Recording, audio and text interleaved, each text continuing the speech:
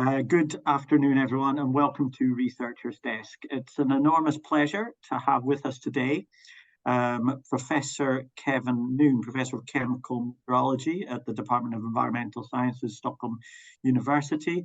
Kevin is a well-established climate scientist, but more important to me, he's also a super friend of mine, and it's a real pleasure to welcome you, Kevin, to Researcher's Desk. Kevin's even chaired Researcher's Desk in the past, so he knows all about what Researcher's Desk is about.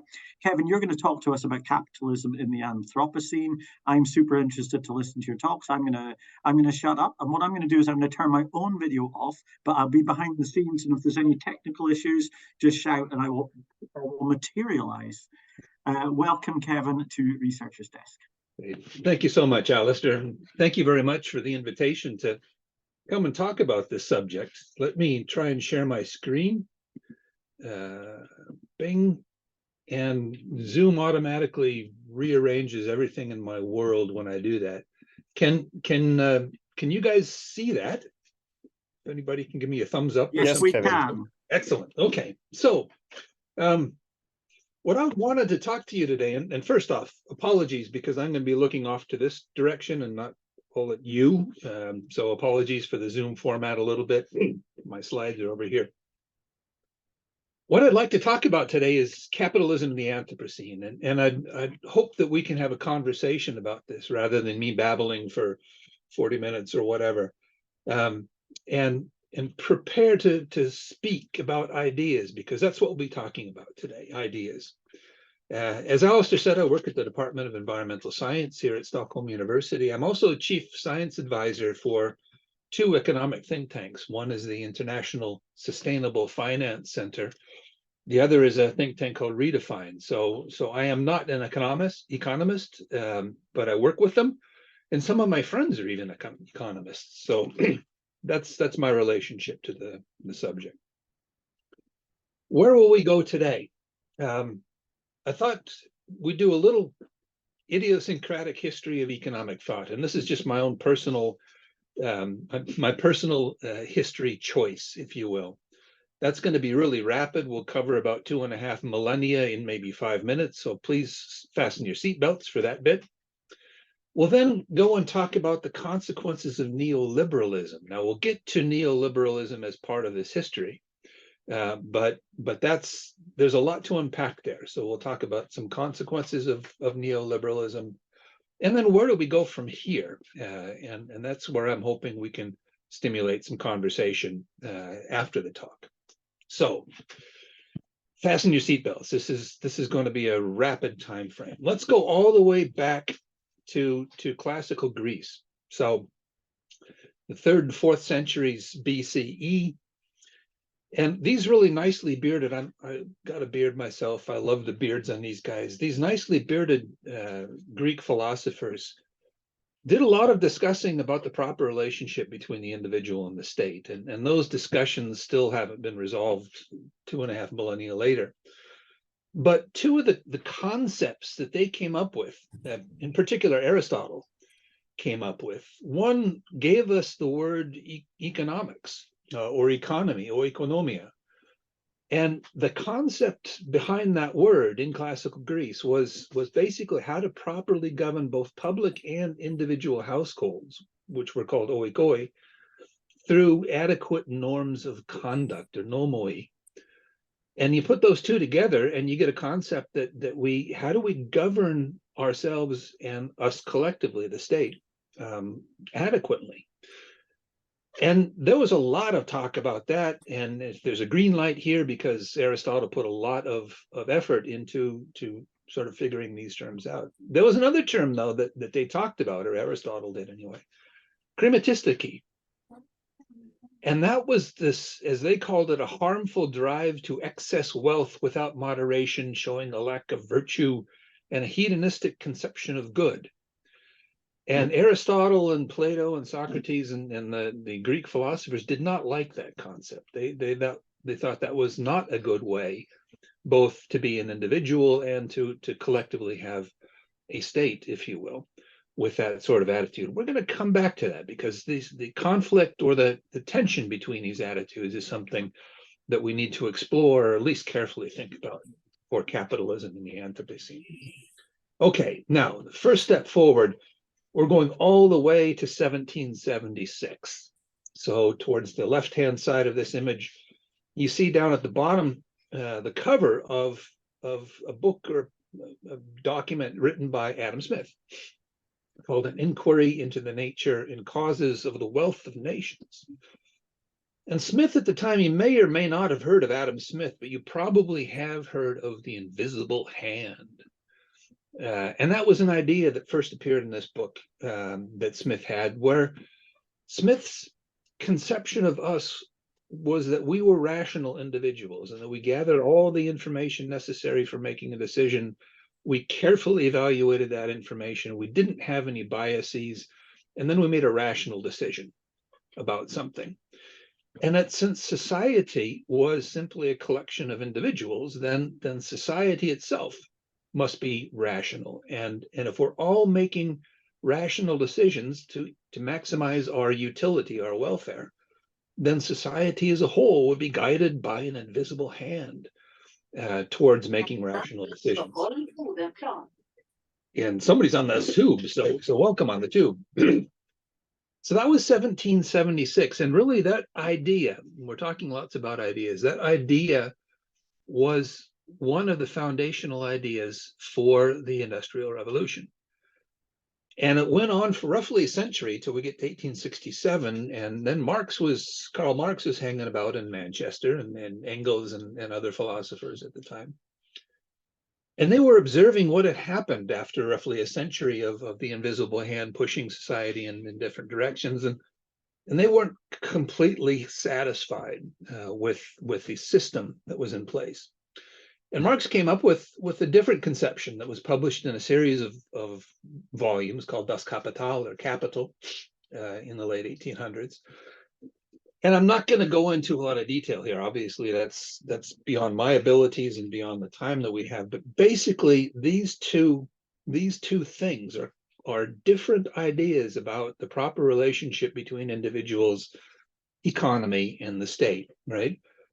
This Smith's ideas sort of imply, at least, that the market or the invisible hand will be guiding our decisions, and that's a good way of doing it. Marx's writing implied that careful regulation, careful management of our society would be necessary. So you got these two competing ideas. And those ideas started to be applied in the 1930s when we get to the Great Depression by a guy named John Maynard Keynes. And Keynes was one of the leading economists of his time. And his writings, he maintained that the government should be very active in moving the economy in proper directions.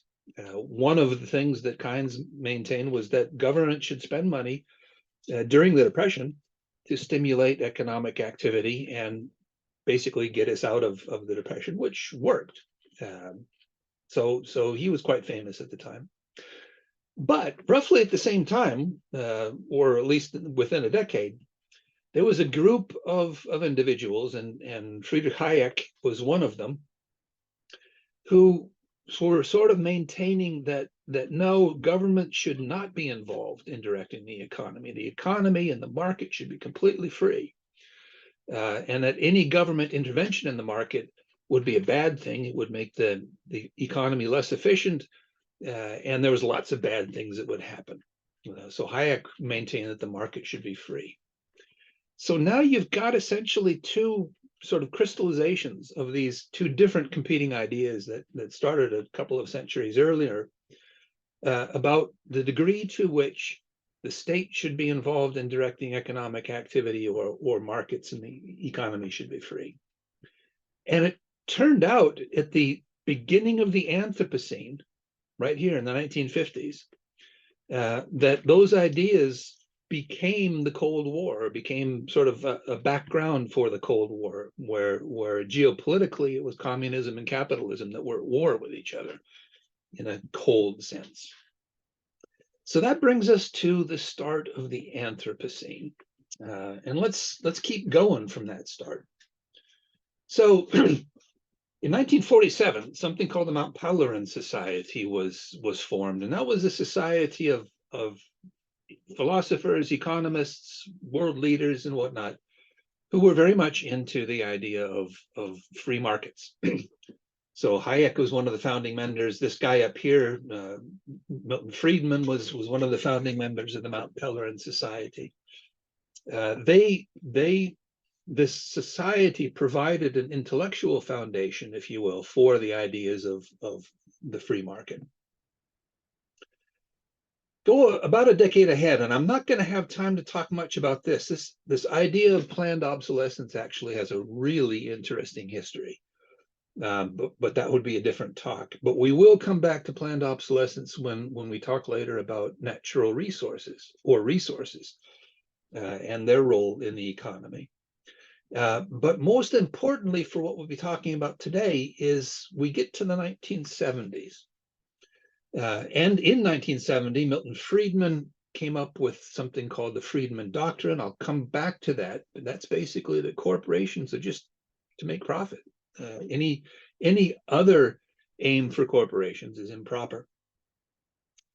And those ideas, which became the kernel of sort of a neoliberal economic paradigm, if you will, those ideas didn't really get traction until the 1980s. And then they really did. So we have the Reagan and Thatcher era, which ushered in this new time of deregulation. Trade unions were weakened considerably. There was an interesting bifurcation at this point between the amount of money made in the real economy, that's goods and services and whatnot, and the amount of profit or money being made in the financial services and finance, because of this deregulation, exploded in the mid-1980s. That led to a number of things. I'm not going to talk too much about them, other than perhaps in a discussion later, but one of the results of this deregulation was an increase in income disparity, a great increase in income disparity. I'll come back to that in a bit.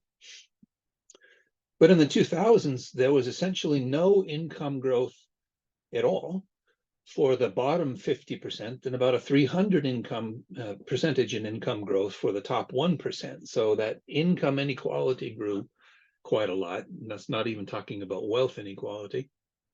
And then we're into the 2010s, where 8 men on the planet own or as rich as 3.76 billion poor people. We have Brexit. We have a condition now where someone like Donald Trump may well be elected in the United States again. And we have the highest world populism index since the 1930s. Okay. So how do all these things tie together? I'm going to try and do that a little bit. But before we tie those knots, I wanted to make some definitions, because it's important that we all at least have similar concepts of a number of foundational terms. And one of those is neoliberal. So this particular publication or book, very short introduction to neoliberalism, says that a neoliberal governmentality, so it's not just economics, but it's a political and economic governmentality, is rooted in entrepreneurial values such as competitiveness, self-interest, and decentralization. It celebrates individual empowerment and the devolution of the central state power to smaller localized units. And such a neoliberal mode of governance adopts the self-regulating free market as the model for proper government. That last sentence is actually an important one for the discussion that I'm hoping that we can have. There are lots of books and papers that have been read about neoliberalism, but this one I found kind of interesting because of the number of dynamics in this particular paradigm, some of which might make sense and some of which might not. But let's look at the first four. The first one, which Jose Palma calls the Greenspan style of virtual wealth creation, that's basically that if you have a corporation or an entity, that the value of that corporation is far beyond, or the increase in value of the corporation goes far beyond the assets of that corporation itself, the physical assets of the corporation. So you get lots of wealth creation through financing and not through any production of a particular good or a service. Because of the regulation that happened in the 1980s, the financial markets have exploded, and they used to be in the 70s considered to be boring if you were an MBA student someplace and small. One of Adam Smith's ideas, in Adam Smith's world, if you had a company, if you had something that you did that you were making money on, if you had a profit, you would reinvest at least some of that profit back into the company to improve yourselves, right? To make your productivity better or to whatever. But that idea has changed. And so a lot of the profit is not being reinvested into companies these days. It's being put into stock buybacks or compensation for stockholders or board members. And the fourth one, before we go on, is important in terms of, again, coming back to the good old bearded Greek philosophers. There's no need anymore for paying taxes to finance public goods, because we can outsource everything to the market to make sure that we can provide whatever goods and services are needed. So these are some of the consequences, if you will, the ideals that allow this particular paradigm to exist and to go on. So I've summarized that, and I called it the Mount Pelerin lullaby, into these 2 bullet points, is that in that mindset, only free markets can allocate resources fairly and reward individuals based on what they deserve. And only unregulated markets can ensure justice and freedom, because only the profit motive could dispassionately pick winners and losers based on their contribution to the economy. Those are kind of foundational ideas for the neoliberal paradigm. And I turned that into a haiku, and this is why I'm going to stay being a scientist and not try to be a poet. But here you go. Markets must be free. Regulation, not for me. Fiscal liberty. So that's neoliberalism in haiku form. So what I want to do now is I want to take just a few little nuggets out of this sediment of economic thought, and come back to them, because I feel that these interact with each other. These ideas interact with each other and are leading us towards an Anthropocene that isn't manageable, and then we need to make that Anthropocene manageable and flourishing, which means we need to change some of these ideas. Okay, so here's one. Milton Friedman, in an article in 1970 in the New York Times, came up with something that they called the Friedman Doctrine. The social responsibility of business is to increase its profits. And in that doctrine, or in that article, Friedman writes that drives for social responsibility in business are pure and unadulterated socialism, and that businessmen who talk this way are unwitting puppets of the intellectual forces that have been undermining the basis of a free society. Here you get the tone, right? This is Milton Friedman. He's a Nobel laureate economist. You get the tone of the kind of ideas that the Mount Pelerin Society and the neoliberal paradigm is about, that the only thing corporations should be doing is making money for their shareholders. Okay, let's park that idea. That became really, that attitude became really entrenched and popular. And here in 1992, Francis Fukuyama wrote a book and published a book called The End of History and the Last Man, basically saying that the end of history, economic history, is here because this neoliberal paradigm has shown itself to be perfect.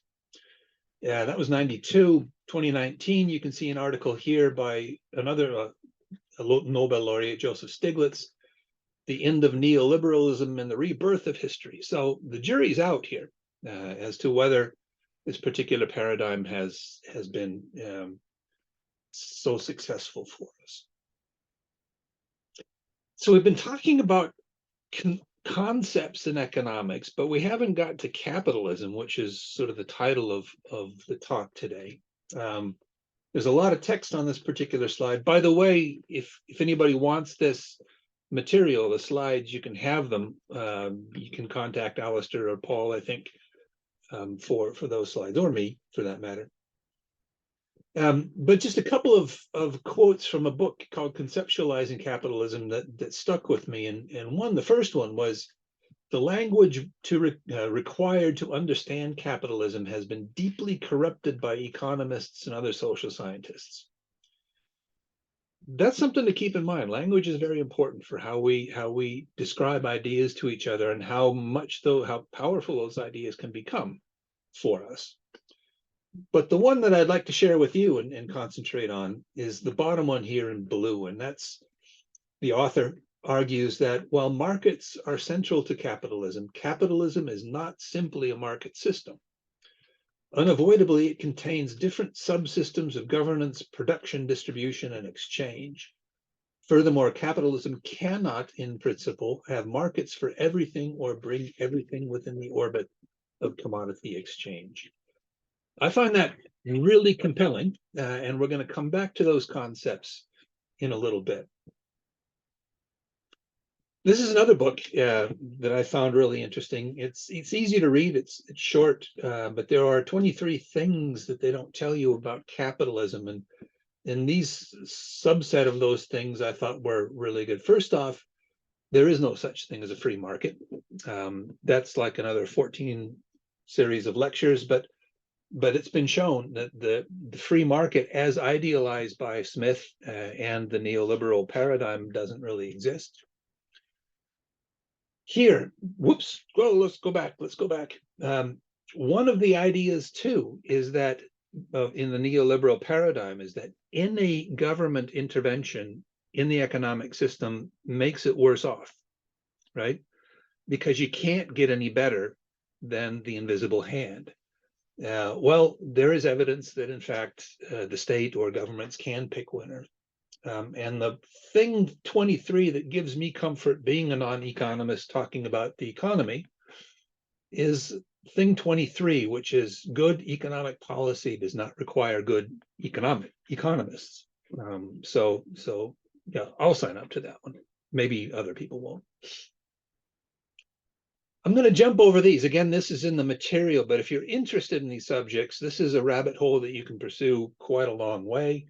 There's some papers. These are just 4 books of many on neoliberalism as a paradigm that you can look into.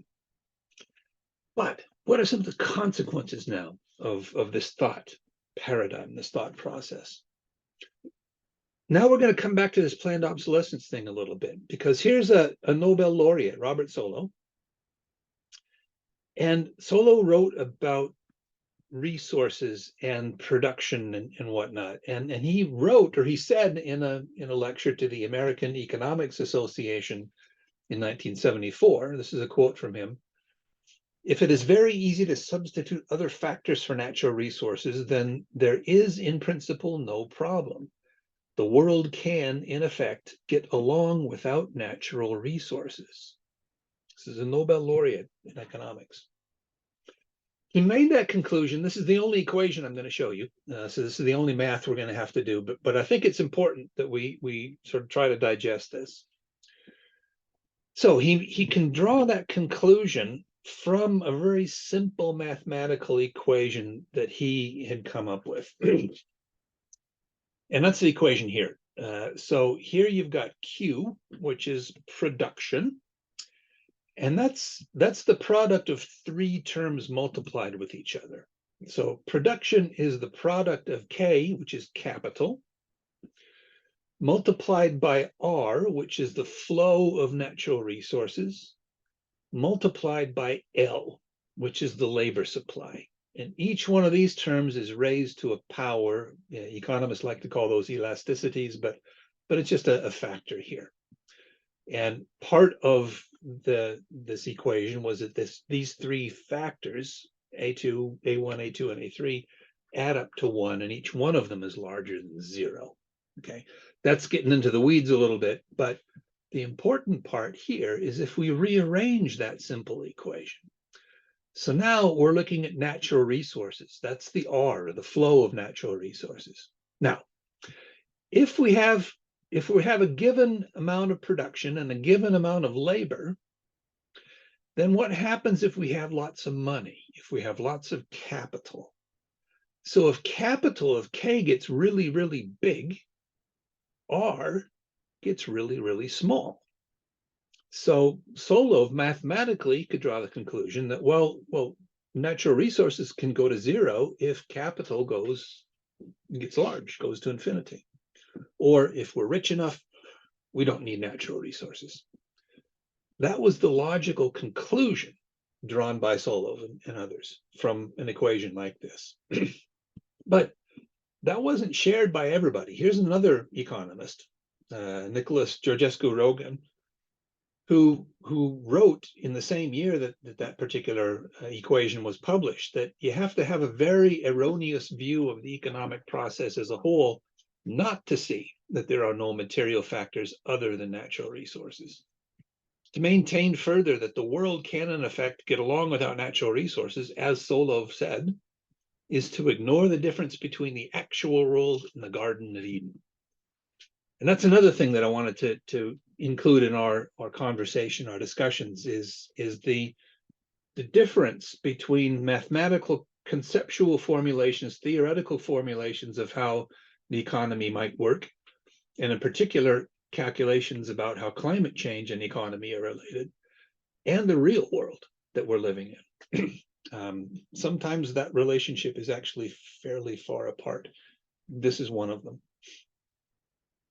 What are some of the other consequences of this particular paradigm? I talked about, or I mentioned income inequality earlier. This data comes from Piketty and Seas in 2003, and it shows on the vertical axis here the percent income in the top 10% of income earners, going from, on the horizontal axis, 1910 to 2000. And here are some waypoints. So here we can see the end of World War I, and the percentage income in the top 10% was about 40% at the end of World War I. We can see it increased to just less than 45% at the very start of the Great Depression. So income inequality had been increasing at that time. This is the start of World War II in 1940. And you can see that after World War II, income inequality decreased quite a lot. This is the end of World War II. Now we're down at about 32, 33% in terms of the percentage income in the top 10%. That continued for a long time until the start of the Reagan-Thatcher deregulation neoliberal era, if you will, at which point income inequality started to increase again. And this trend has continued since 2000, gone up even further. So we're at the same level, basically, that we were back in the golden age of robber barons and whatnot. So what distribution of wealth do we think is ideal? If we had a perfect world, what would be the distribution of wealth? And this data comes from a survey that was done in the United States, talking about wealth distributions. And let's start off with the bottom of these rows of colors. So the people were asked three questions. Well, two questions, actually. The first question is, what do you think the ideal distribution of wealth is or should be? The second question is, what do you think the actual distribution of wealth is? So let's start at the bottom. This is the ideal distribution of wealth. And then you have different categories. So the blue is the wealth by the top 20% of individuals. The red is the second 20%, green, the middle 20%, the purple is the fourth 20%, and the light blue, teal, whatever color that is the bottom 20%. So people thought that, okay, so the top 20% of people, they must be doing something right if they're wealthy. Maybe they're contributing a little bit more than that 20%. So we think that maybe the top 20% should be getting, say, a little over 30% of the income. Okay, so a little bit more than their their evenly divided share. If you look at the second 20 and the middle 20%, those are about 20%. So people thought, okay, the middle class is contributing, you know, proportionately to society, so they should be getting proportionally the same amount of income. So 20%. Here you can see the fourth 20% is actually roughly 13, 14% of the income. And I guess the rationale there would be that that fraction of the population might not be contributing as much as they could, perhaps, right? So maybe they shouldn't be getting as much income. And the bottom 20%, according to the survey, should be getting 10% of the income. And again, my imagination of the rationale behind that is that, well, they're just trying to get a free ride. So they shouldn't perhaps get as much as the people up here that are actually generating jobs and that type of thing, right? So that was the ideal picture. Those same people were asked to estimate the wealth, or excuse me, the income distribution, wealth distribution in society. And that's the estimation here. So the estimate was that the top 20% actually owned about 60% of the wealth. And you can see a very much decreasing share as you go down to the second, third, fourth, and fifth of those quintiles, right? So this is what people estimated. This is reality for the United States at that time. The top 20% in terms of wealth had about 85% of the wealth in the country. The second 20% had a little over 10, 12 or something like that. You don't even see the fourth and the bottom 20%, right, in this particular figure. So two conclusions here. One is that this actual picture is far, far different from the ideal one. And it's far, far different from the one that people actually think exists, right? So some of this has been happening in stealth a little bit. This slide just shows that phenomenon is not simply a US phenomenon, although here you can see that in green you have the income inequality in terms of percentages for 2008 to 2012, and in brown is 1980. But just look at Sweden here. We can see that income inequality has gotten much worse even here in Sweden, even in Norway, our neighbor. France and Spain are among the countries that has changed less. Mauritius is another one. But you can see that even here in sort of, if you will, socialist Scandinavia, that income inequality has been changing and getting worse over time. I'm going to jump over this slide to save a little time, but come to this one because I think this is important as well. So who cares about income inequality? One of the ideas of the Reagan-Thatcher years was something called trickle-down economics. And that's the idea that if things go really well for the top 20% or the top 1%, then that benefit will trickle down even to the bottom 20% eventually. Is that true? And there's lots of data to show that notion is not true. This one comes from a book called The Spirit Level by Wilkinson and Pickett, and they showed on the horizontal axis here, this is the level of income inequality from low to high. And they looked at a number of different things. This is just one of them. This is an index of health and social problems going from better down here to worse up at the top. And if you look at, there's a strong relationship between countries that have high income inequality showing worse problems with health and societal or social problems. And the United States is an excellent up here. You can see the UK, New Zealand, and Australia, the Anglo-Saxon, Portugal, I don't know why it's there. Anyway, the Anglo-Saxon world here is tending towards having greater income inequality, but also greater social problems. Here you can see Japan and Sweden and Norway are down at that end. So this income inequality leads to negative endpoints for social and health indexes. What's another consequence of inequality? This alarms me a lot. Every time I look at this plot, it just bothers me. This comes from some work done looking at legislation that is actually passed in the United States Congress, and how popular or how much public support there is for particular legislations. And the thing to pay attention to in these two graphs is the black line. Okay, so this on this axis is the probability of a particular law or regulation being adopted versus the percent of citizens favoring that policy change here.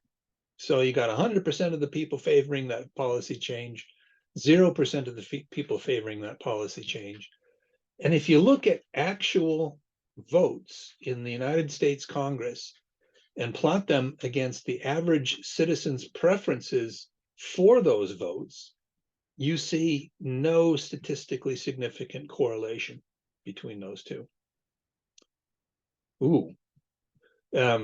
Here, if you look at the economic elite's preferences for those same votes, the same thing, that you can see this gradually increasing level. So here the probability, if lots of economic elites favor a certain particular vote or legislation, that 60 or 70% probability that it will be enacted, right?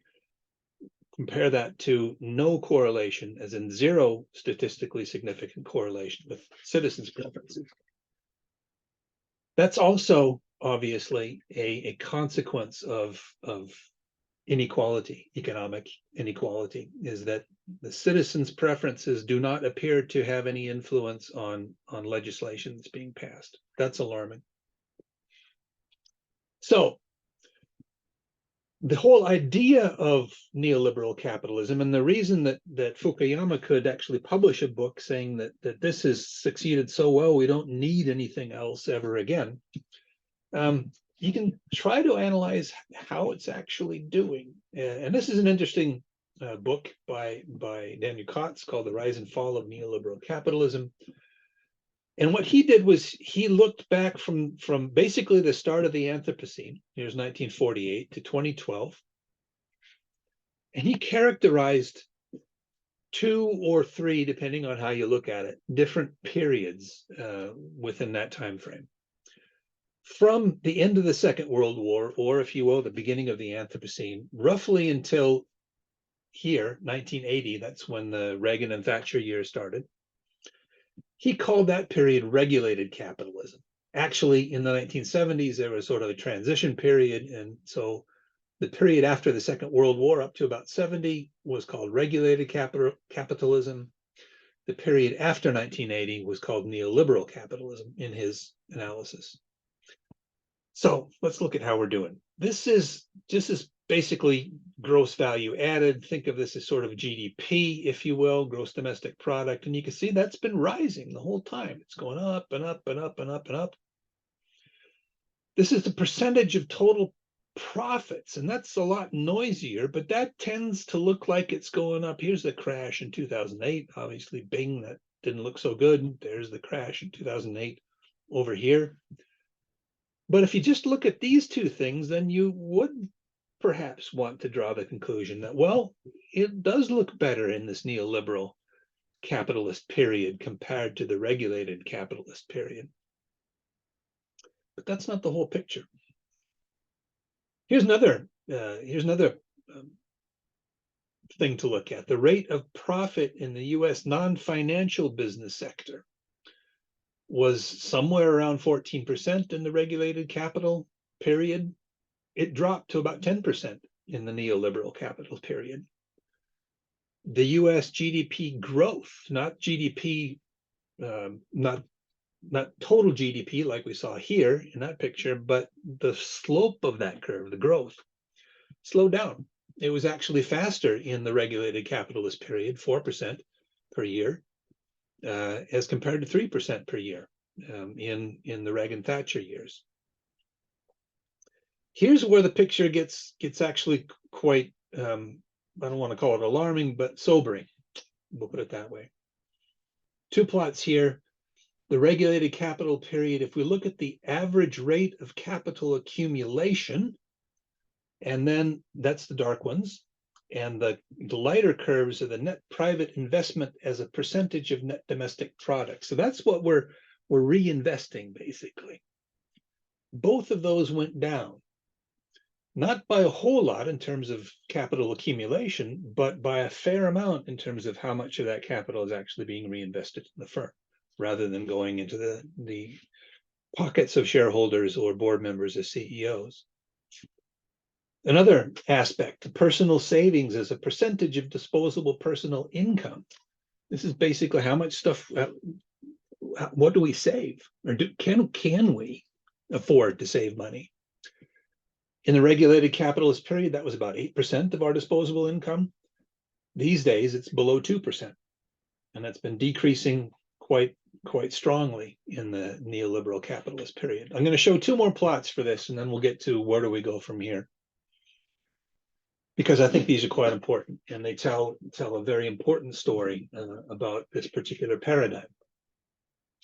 So here we're looking at wages and salaries, the increase in wages and salaries, that's the dark columns here, and the increase in corporate profits in that regulated capitalist period and in the neoliberal capitalist period.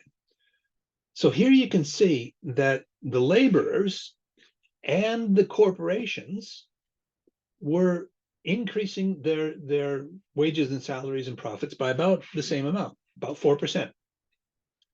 Here in the stagflation era of the 1970s, we can see that wages were still increasing, not quite as much, but about 3%, but corporate profits had stagnated. They'd essentially zeroed out. That's where you get a lot of the traction, or what provided traction for the ideas of neoliberalism at that time. Here you can see the development since 1979 and 2007. Corporate profits were about 3.3%, whereas wages were roughly half that wage increase. And here we can see that in the 2000s, that beginning part of that decade, wages weren't increasing essentially at all, whereas corporate profits had been even larger than in the regulated capitalist period. And if you look at the percentage income and real family income, here we can see that, again, these are the same, or now it's different. These are 1948 to 73, so that's the regulated capitalist period. Here we can see that everybody's income was increasing in the regulated capitalist period, and the highest income increases were for the lowest paid of those individuals.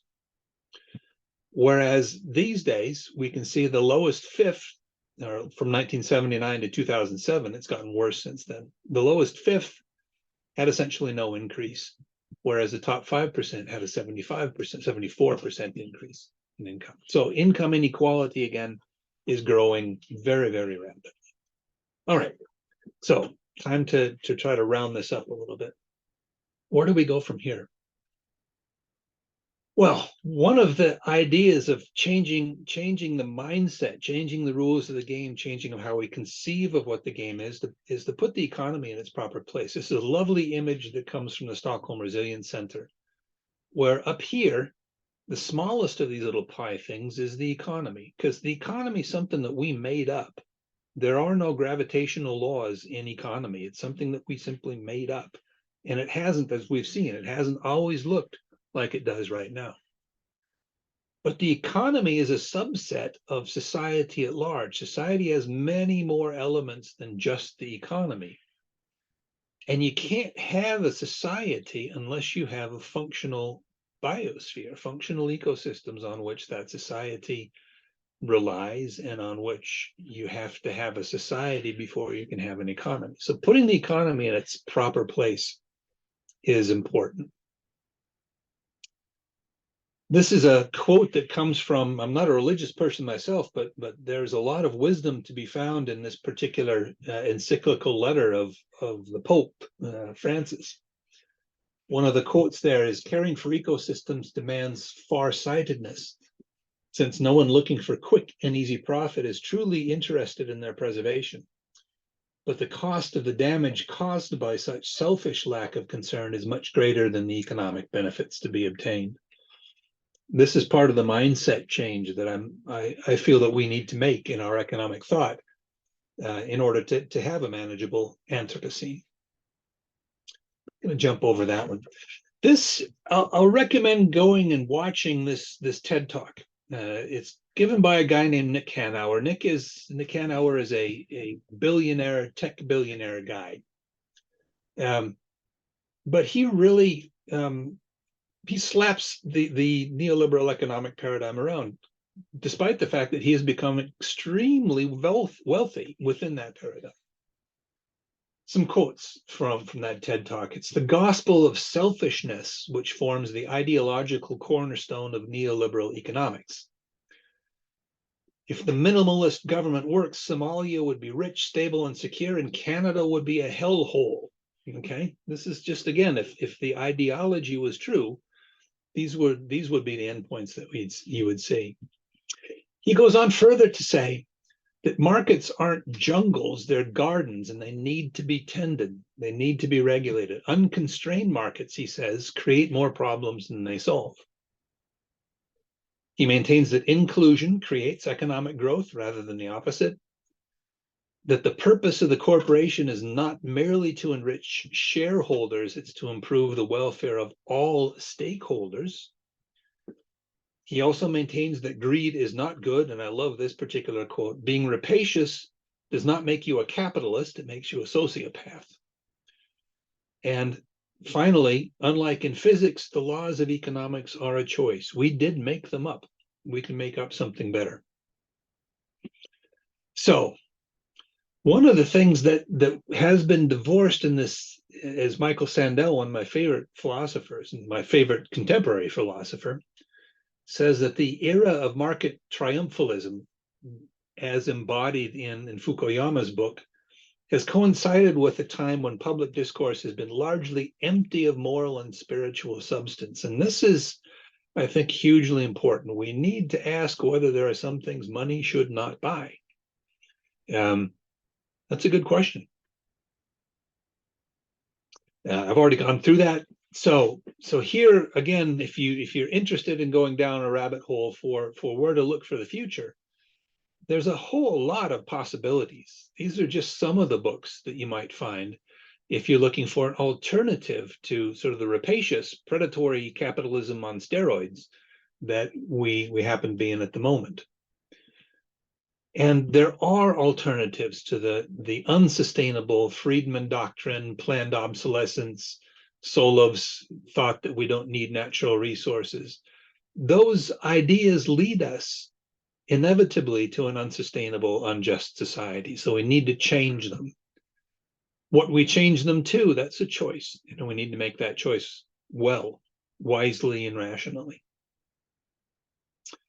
And I'll leave you with this. If we approach nature and the environment without this openness to awe and wonder, if we no longer speak the language of fraternity and beauty in our relationship with the world, our attitude will be that of masters, consumers, ruthless exploiters, unable to set limits on their immediate needs. Yes, again, from the Laudato Si encyclical, that gives us something to think about. I'm going to stop there and with this particular image of a world of opportunities. We can do this better. We need to. We have to. And I'm curious to find out if you guys have ideas on how we can access those deep leverage points and actually change the rules of the game such that they work for us all and not just for a few. Thank you very much. I'll stop there.